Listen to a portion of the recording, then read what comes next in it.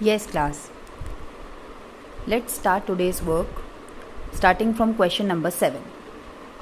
Open your books, turn to page number 2.82 and let's start with our question. Sita and Geeta are partners in a firm sharing profits in the ratio 3:2. They had given loan to the firm of rupees 30,000 in their PSR on 1st October 2020. बिल्कुल ध्यान से सुनेंगे. Sita and Gita इन दोनों ने हमारे firm को क्या दिया है बेटा? लोन दिया है. कितना लोन दिया है? दोनों ने मिलाकर 30,000 रुपीज़ लोन दिया है. और किस रेशो में दिया है? 3:2. 3:2. 30,000 दिया है 3:2 में, यानी कि 3/5 ऑफ 30,000 सीता ने दिया है एंड 2/5 ऑफ 30,000 गीता ने दिया है. ओके, तो that is equal to 18,000 and 12,000. दोनों ने लोन दिया है. अब इसमें पूछा ये जा रहा है कि जो पार्टनरशिप डीड है वो साइलेंट है इंटरेस्ट ऑन लोन के ऊपर. तो आपको तो पता है even if the partnership deed is silent तो हमें इंटरेस्ट ऑन लोन देना ही देना है एट द रेट ऑफ, सब बोलेंगे जल्दी से, 6% पर एनम. ओके, और दिया कब है इन्होंने? पर एनम का मतलब है पूरे साल के लिए. पूरे साल के लिए दिया होगा तो बहुत अच्छी बात है. इन दोनों ने तो लोन कब दिया है? 1 अक्टूबर 2020 को. ओके बेटा, तो अब आपने ध्यान से क्या सुनना है कि सीता को कितना इंटरेस्ट मिलेगा और गीता को कितना इंटरेस्ट मिलेगा. तो आपको पता है सीता ने कितना लोन दिया है? 18,000. किस रेट पर मिलता है इनको इंटरेस्ट? 6%. और कितने दिन के लिए मिलेगा बेटा? लोन कब दिया? अक्टूबर, नवंबर, दिसंबर, जनवरी, फरवरी, मार्च, 6 महीने के लिए. 1 अक्टूबर से 31 मार्च तक 6 महीने के लिए. गीता ने कितना दिया है? 12,000 इंटू 6% इंटू 6/12. तो आपका ये आंसर आ जाएगा. ओके, हमारा आंसर आ गया है 540 एंड 360. तो अब आपको पता चल गया ना कि हमेशा इंटरेस्ट ऑन लोन अगर साइलेंट भी होता है, आपने याद किया है, तो हम कितने रेट पर देते हैं interest? 6% per annum. Per annum मतलब पूरे साल के लिए.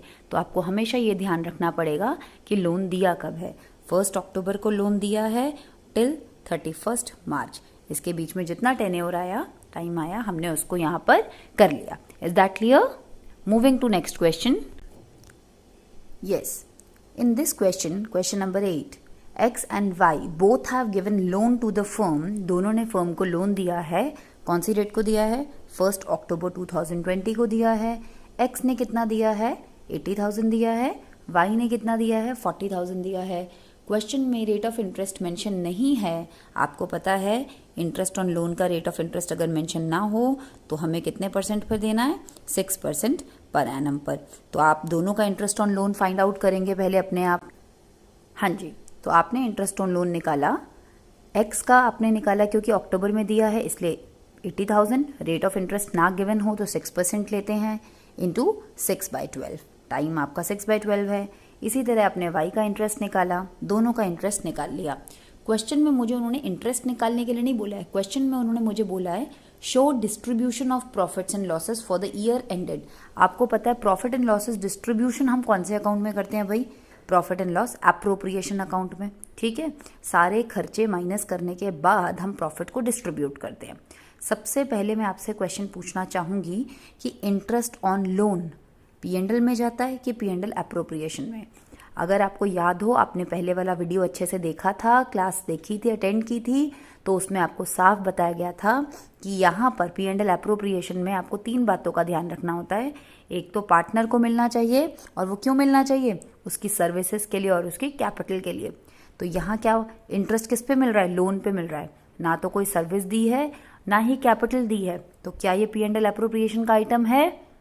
No ma'am. जिसको इस पर क्लैरिटी नहीं है वो वीडियो नंबर 2 देखेगा. इंटरेस्ट ऑन लोन बिल्कुल भी मैम P&L एप्रोप्रिएशन का आइटम नहीं है. वो कहाँ का आइटम है? P&L अकाउंट का आइटम है. तो अब हमने P&L अकाउंट में इसको शो कर देना है. तो हम यहाँ डाल देते हैं P&L में इंटरेस्ट ऑन लोन, क्योंकि ये X को हमने कितना दिया और Y को कितना दिया. X को दिया हमने 2400 एंड Y को दिया हमने 1200. इसके बाद क्वेश्चन में लिखा था if the profit before interest is rupees. Case 1 की बात कर रही हूँ मैं. प्रॉफिट क्वेश्चन में कितना गिवन है? बिफोर इंटरेस्ट, यानी कि इंटरेस्ट चार्ज करने से पहले का प्रॉफिट 21,000 है. मुझे इंटरेस्ट वाला खर्चा माइनस करने के बाद ही, सारे खर्चे माइनस करने के बाद ही हमारे पास क्या निकलता है, नेट प्रॉफिट। ये प्रॉफिट साफ साफ लिखा है बिफोर इंटरेस्ट। 21,000 रुपये जो प्रॉफिट दिया है वो बिफोर इंटरेस्ट। अब मैं इन दोनों खर्चों को माइनस करके आपको आंसर पता चलेगा कि कितना हमारे पास प्रॉफिट बचा हुआ है।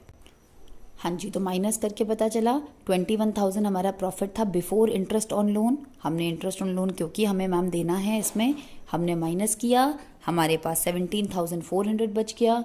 17,400 हमारा नेट प्रॉफिट आया। वो नेट प्रॉफिट हम कौन से अकाउंट में डाल देते हैं, 17,400 को कहाँ डाल दिया, प्रॉफिट एंड लॉस एप्रोप्रिएशन में। क्यों? क्योंकि मैम अब हमें ये प्रॉफिट किस में बांटना है, पार्टनर्स में डिस्ट्रीब्यूट करना है। तो कर दे। यहाँ तो और कोई खर्चा हमें दे नहीं रखा, तो इस 17,400 को, ये हमारा कौन सा वाला प्रॉफिट आया, डिविजिबल प्रॉफिट। और ये हम किस में बांट देंगे, एक्स में और वाई में। एक्स और वाई में जब हमने ये प्रॉफिट को बांट दिया, किस रेशो में बांटना है बेटा, क्वेश्चन में रेशो गिवन है,